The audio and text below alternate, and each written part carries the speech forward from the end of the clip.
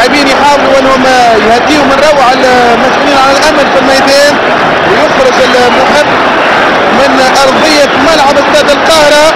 لكن نشوف اقتحام للميدان، اكثر من 100 محب.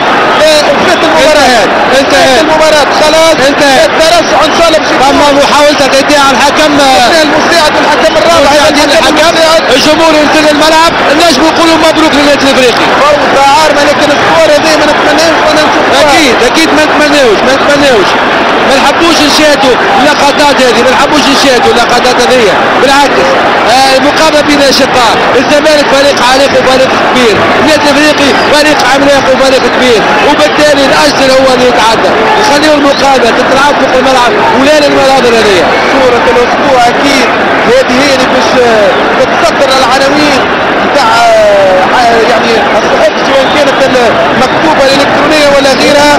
يعني الجماهير المصريه تقتحم الميدان وكانها استسلمت. يلاحظ انه الامن نتاع الملعب كله داير بحسام حسن، لو نلاحظوا في اسفل الشاشه كله داير. الافريقي وينهم لاعبين الافريقي؟ يعني تقريبا ما فما ولا واحد يحمي في لاعب الافريقي. اعطيني اللايف يا المخرج، ما تعطينيش الهدايا. يلزم يعمل هكا، المخرج يلزم يعمل هكا باش يخلي الصور هذيك ما تعداش للمشاهدين.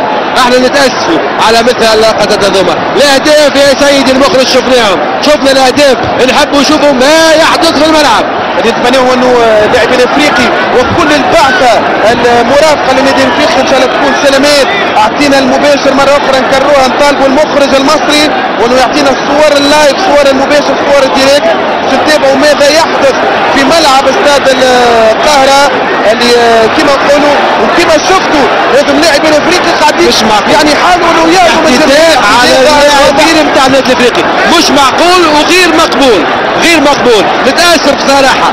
الأشقاء لعبة مقابلة نتاع كرة قدم بين وخيال، فوضى كبيرة في الملعب غير مقبولة من جماهير الزمالك، غير مقبول. هذا صور، وهذه صور قاعدين نشوفوا فيها في المباشر كما شفت. فوضى كبيرة قاعدين نعيشوا فيها في استاد القاهرة. نذكر اللي يهمني انا بديع سلامة اللاعبين والاطار الفني وبعثة النادي الافريقي. خذوها المقابلة لا ما يهمش ترشح، خذوا المقابلة ما يهمش، ورينا فوق الملعب انها ابطال، ولكن اللي يهمني انه سلامة اللاعبين المتواجدين فوق الملعب، هذا الاهم. يظهر لي 90 دقيقة باش يتفسخوا باش يوفيوا، ما عادش باش نحكيوا على الكورة، باش نوليو نحكي